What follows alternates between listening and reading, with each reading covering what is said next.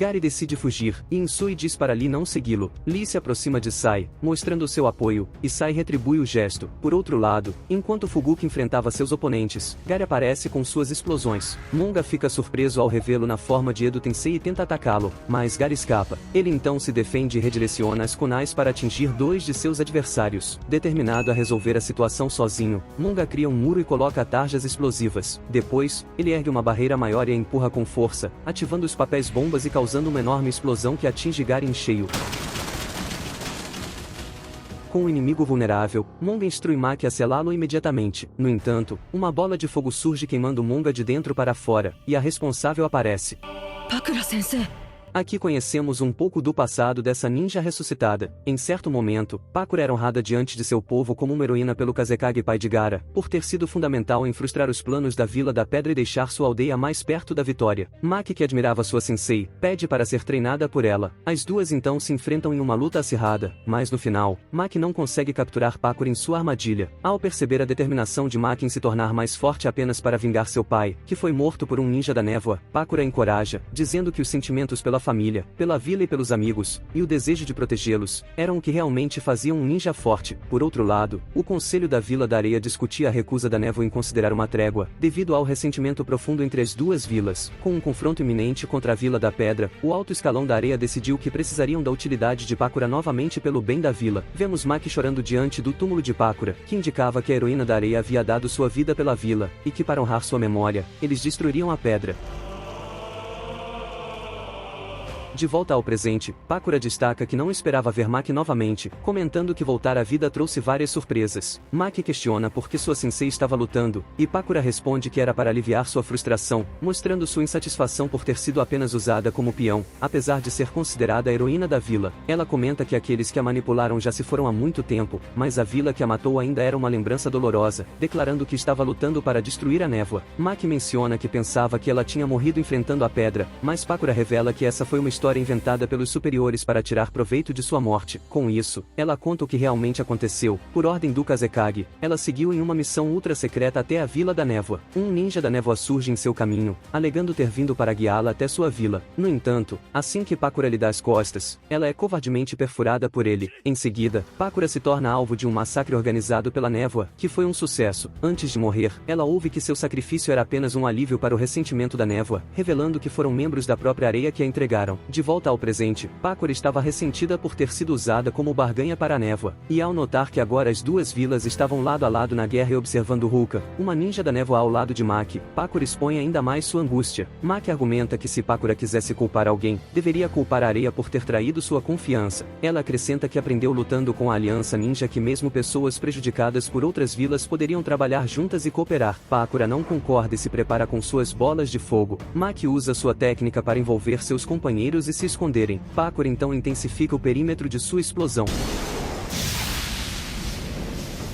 O trio sai ileso graças à técnica de água de Ruka. Pakura se aproxima rapidamente, e ouve de Maki que o passado não podia ser apagado, mas sua sensei poderia ajudar a criar um novo futuro. Maki enfatiza que Pakura morreu como uma heroína da areia e que devia continuar sendo lembrada assim. No entanto, Pakura parecia determinada ao confronto. Nesse momento, Omoi seguido por Sage, chegam como apoio. Eles explicam que se atrasaram porque estavam enfrentando Fubuki. Omoi avança enquanto Maki e os outros o cobrem. Ruka protege Omoi, e este tenta surpreender Pakura, mas ela esquiva, ficando vulnerável a um ataque surpresa de Sage, que a acerta com uma kunai explosiva. Maki prende a perna de sua sensei, mas Gary surge para ajudá-la. Ele menciona que se tivesse se recuperado um pouco antes, seria o fim para todos. Pakura reconhece que sua aluna ficou mais forte, e para surpresa de seus adversários, ela cerca Gary com suas bolas de fogo. Pakura menciona que às vezes as crianças precisam se machucar para aprender, enfatizando que sente que devia dar a eles uma chance. Gary não entende, e a questiona se ela estava sentindo compaixão pelos antigos companheiros. Pakura instrui Maki a correr, aproveitando antes deles perderem a consciência, pois enfrentar ambos seria muito difícil. Com isso, o grupo compreende, e recua, obedecendo suas palavras. Gary comenta que sempre quis enfrentar Pakura pelo menos uma vez, mas compreende que nunca terá essa chance, e logo os dois teriam sua consciência removida. Por outro lado, Bi comenta que a fé de Tsunade em Naruto era muito legal e pergunta desde quando eles tinham essa ligação. Naruto explica que havia prometido não morrer antes de se tornar Hokage, e então sua avó decidiu apostar nele, dando-lhe um símbolo símbolo dessa promessa. Enquanto isso, o Haikage questiona se o motivo de Tsunade colocar todas as suas fichas em Naruto era por ele ter derrotado Pain e se tornado um herói. Tsunade revela que não, contando sobre a aposta que teve com Naruto, na qual ele venceu, e por isso ela decidiu apostar nele. O Haikage comenta que quando viu Tsunade pela primeira vez, ela só apostava se a moeda cairia cara ou coroa. Nessa época, o Haikage estava enfrentando uma situação complicada, com um de seus companheiros infectado por um parasita inimigo. Ele lamenta o que aconteceu com Nigai e leva Karai consigo para encontrar Amai, seu outro companheiro que poderia ajudar. Tsunade, por sua vez, estava na cidade dessa região, gastando seu tempo e dinheiro em apostas. Enquanto estava a caminho, Amai a reconhece, e ao chegar no ponto de encontro, ele entrega ao Haikage o pergaminho contendo o jutsu secreto exclusivo da Vila da Madeira, o qual conseguiu graças à distração proporcionada pelo Haikage e os outros. O Haikage leva rapidamente Amai para ver o estado de Karai. Enquanto tratava de seu companheiro, Amai ouve do Haikage que Nigai, o quarto integrante, havia sucumbido após seu próprio corpo explodir misteriosamente causado pelo inimigo. Amai observa que o caroço em forma de besouro sugava o chakra da vítima até chegar a um ponto em que explodia, e afirma que seu ninjutsu médico não era poderoso o suficiente para salvar o companheiro, mas destaca que havia alguém que poderia, revelando que Tsunade estava na cidade, mesmo sendo de outra vila. O Haikage, abandonando seu orgulho como líder da nuvem, estava determinado a trazer Tsunade para curar seu companheiro, mesmo que à força. Enquanto uma Tsunade bêbada tinha sua mente invadida pelos momentos mais difíceis de sua vida, Amai surge ajoelhado, suplicando por sua ajuda. Tsunade se recusa, enfatizando o atrevimento da nuvem em pedir ajuda de Konoha. O Haikage se aproxima, destacando que se ela se recusasse a ir, ele a forçaria. Tsunade entende isso como uma ameaça, e o Haikage sai do estabelecimento, aguardando Tsunade para enfrentá-la. No entanto, entre chuva e sol, Tsunade não aparece, pois estava apagada devido à embriaguez. O Haikage fica irritado, e Tsunade, em um tom mais amistoso, propõe uma aposta de queda de braço, que se perdesse, ela o acompanharia. Os dois iniciam a competição, e observando a terrível força de Tsunade, e percebendo que se perdesse Karai morreria, o Haikage trapaceia usando sua velocidade para vencer a disputa. Tsunade compreende o que ele fez, mas como não havia ficado claro que era uma competição de força, ela aceita sua derrota e o acompanha. Usando suas habilidades médicas em Karai, Tsunade ouve que os responsáveis foram ninjas mercenários contratados pela Vila da Madeira, que recuaram após perceberem que o Haikage não estava para brincadeira. De acordo com os relatos do Haikage, Shizune observa que Nigai, antes de explodir, executou um jutsu, assim como Karai, mas este conseguiu prevenir a explosão de seu corpo suprimindo suas ações. Ela estava intrigada com o fato de que o Haikage manipulou o chakra mais forte entre os companheiros e estava são e salvo. Tsunade menciona que o Haikage não estava salvo, pois sentia nele o mesmo tipo de chakra do inchaço. Ela explica que como o Haikage transformou seu chakra em velocidade, que requer um consumo instantâneo, não houve tempo suficiente para que a bactéria roubasse seu chakra, e por isso, não havia crescido. Ela destaca que a bactéria explosiva no sistema do Haikage estava muito pequena para ser vista a olho nu e que precisava da palavra dele para prosseguirem com a cirurgia nos dois com total liberdade, algo que o Haikage concorda. Tsunade encarrega a Shizune de fazer a operação em Karai, deixando o Haikage irritado por não ser ela própria a realizar. Tsunade lembra que o Haikage havia dado sua palavra de que deixaria proceder à cirurgia do seu jeito. Shizune então começa, mas de repente um respingo de sangue atinge Tsunade, que fica em choque. O Haikage compreende que Tsunade tinha fobia de sangue e por isso colocou sua subordinada para fazer a cirurgia. Tsunade se afasta, bastante abatida, enquanto o Haikage pergunta a Shizune o que aconteceu para traumatizá-la tanto assim. Shizune responde que o trauma de sua mestra veio depois da morte do irmão mais novo e de seu amado. O Haikage declara que também deveria ter ficado em choque quando viu Nigai morrer na sua frente, enfatizando que por isso apostou suas vidas nas mãos de uma ninja médica inutilizada. Incomodada, Shizune remove a bactéria explosiva de Karai com força e afirma que as habilidades médicas de Tsunade não foram perdidas, e que o Haikage haveria se levantar por conta própria. Voltando ao presente, o Haikage questiona qual a relação entre Tsunade superar sua hemofobia e Naruto vencer a aposta que fez com ela. A Hokage responde que a vontade de viver de Naruto e o desejo dele de se tornar Hokage foi o que a fez sentir vontade de acreditar e apostar nele. Bi pede para ver o pingente do primeiro Hokage, símbolo da promessa de Tsunade para Naruto. No entanto, Naruto revela que o destruiu quando a Kyuubi tomou controle do seu corpo, porém deixa claro que a promessa com sua avó permanecia no fundo de seus corações.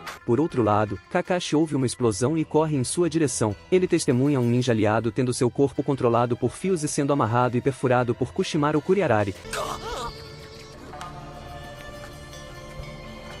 Kakashi observa várias vítimas ao redor, notando que o inimigo estava torturando os ainda vivos e se divertindo com o sofrimento deles. Uma explosão surge e vemos que era Jinpachi usando sua espada explosiva contra seus adversários. Kakashi avança em direção a ele, e ao ver seus aliados derrotados, comenta que sentia ódio de seus inimigos se divertindo com isso. Jinpachi avança, destacando que Kakashi não devia estar empunhando a decapitadora. Koshimaru lança sua agulha, atravessando o próprio companheiro para tentar atingir Kakashi, que se protege. Os poderosos inimigos continuam, deixando Kakashi em uma situação complicada diante da desvantagem. Kakashi percebe que os inimigos estavam aproveitando da imortalidade do Edo Tensei, ignorando um ao outro ao atacarem. Ele entende que lutar contra os dois sozinhos seria difícil. Por sorte, seu amigão Gai Sensei chega para ajudá-lo. Gai questiona por que Kakashi estava enfrentando sozinho dois dos 7 espadachins lendários da névoa, e Kakashi menciona que tentou salvar o máximo de pessoas, mas acabou perdendo a cabeça. Ele se aproxima e acorda uma aliada que havia ficado inconsciente, mas sobrevivido, pedindo que ela se reagrupasse com o regimento principal, pois ali seria apenas um fardo para eles. Han obedece à ordem e se vai. Kakashi então explica a Gai os atos de crueldade que Koshimaru e Jinpachi cometeram no passado, decidindo que podiam chamá-los de a dupla de sangue frio. Gai não se intimida e declara que ninguém era páreo para a invencível dupla de amigos de Konoha. O confronto inicia, Jinpachi ataca, mas Gai desvia, sendo protegido por Kakashi que golpeia o outro inimigo. No entanto, este usa seus fios sem se preocupar com seu parceiro, deixando Gai preso. Jinpachi se regenera e aproveita para usar sua espada explosiva, enquanto Kakashi se aproxima para ajudar Gai.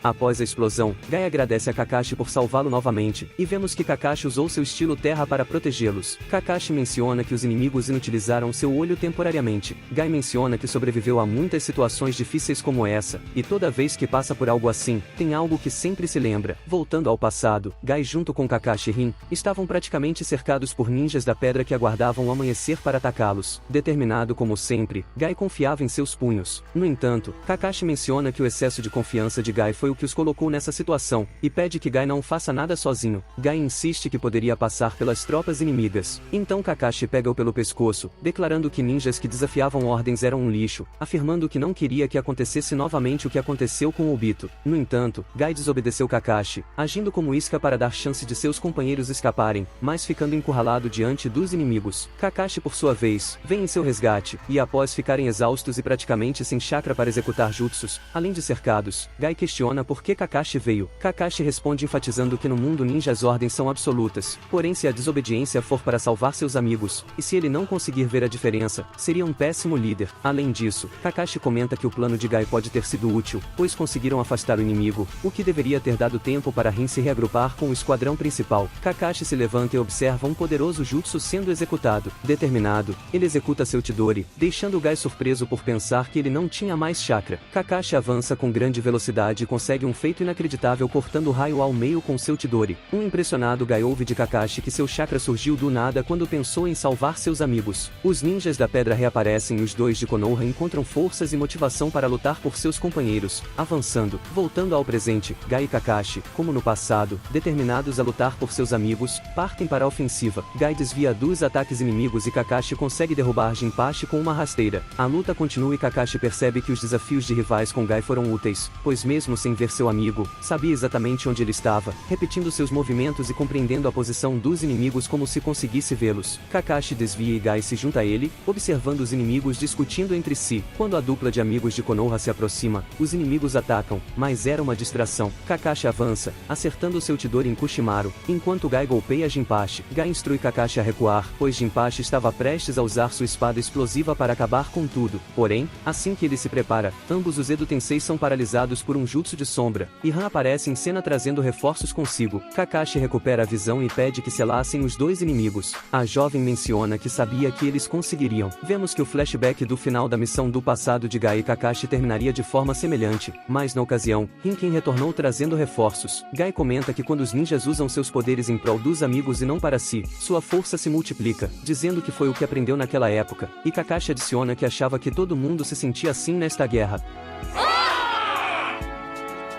Por outro lado, a Meiuri Ringo estava causando um caos contra seus oponentes que não tinham escapatória diante de seu poder.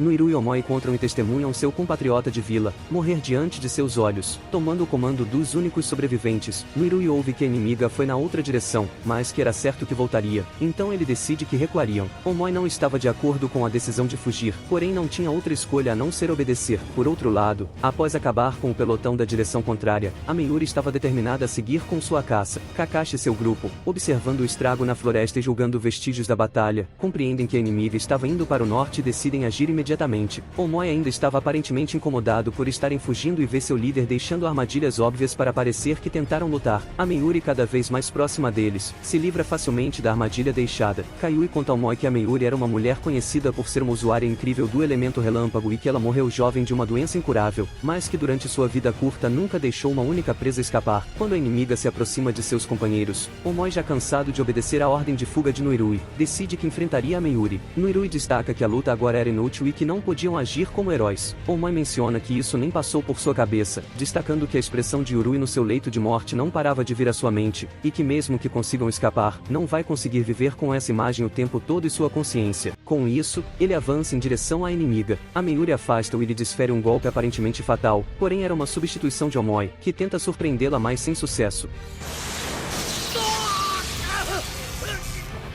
Omoi não desiste, e com coragem cria clones, forçando sua inimiga a se esquivar para cima, e numa tentativa de surpreendê-la com um ataque frontal, vê-la liberando uma carga poderosa de raio, deixando-o vulnerável. A Meiuri o elogia, mencionando que a maioria já teria morrido, destacando que não mataria Omoi ainda, pois ela era o tipo de pessoa que guardava a presa preferida para o final, e avança contra Noirui e Kaiui. Após o ataque, Omoi se aproxima de um Noirui ferido e ouve de seu companheiro que tudo estava arruinado. Antes que a Meiuri se aproxime, Noirui lhe conta algo importante. Omoi então se afasta, atraindo a inimiga em sua perseguição. Enquanto isso, Gai, Kakashi e os outros encontram Kaiui caído também. Omoi, por sua vez, é atingido por sua adversária, que admira sua determinação. Um Omoi decidido a lutar, induz a Meiuri a usar seu jutsu mais poderoso, avançando em sua direção. A Meiuri lamenta ter que fazer isso, pois Omoi fazia seu tipo, e executa sua técnica. No entanto, era uma armadilha, e os dois começam a afundar em um pântano sem fim. Omoi lembra das palavras de Noirui, que revelou sua verdadeira intenção e seu plano para vingar Yurui. Ele contou que planejava atrair a inimiga para a armadilha escondida por um Douton e forçá-la a usar sua técnica ali para que a mesma afundasse no pântano. Nesse momento, Omoi compreendeu que seu companheiro não estava fugindo, e vendo que ele não tinha condições de prosseguir com o plano, ele tomou a responsabilidade de realizá-lo. Pronto para o sacrifício, Omoi teve sorte de Kakashi e Gai chegarem ao local a tempo, e com a ajuda de Sai, seria resgatado do pântano. A Meiuri comenta que em sua próxima vida, se lembraria de comer primeiro o que gostava, e sabendo que ela não voltaria a reencarnar, Omoi lhe dá um pirulito como presente de despedida, revelando seu nome. A Meiuri então joga suas espadas para que ele fique com elas, mencionando que o esperaria do outro lado. Com essa vitória, os dois heróis Omoi e Noirui se elogiam, e Gai comenta que é sempre ótimo testemunhar esses laços de amizades entre duas pessoas. Nesse momento, Inoue entra em contato com Kakashi e Gai para informá-los de que Naruto e Bi estavam indo para o campo de batalha,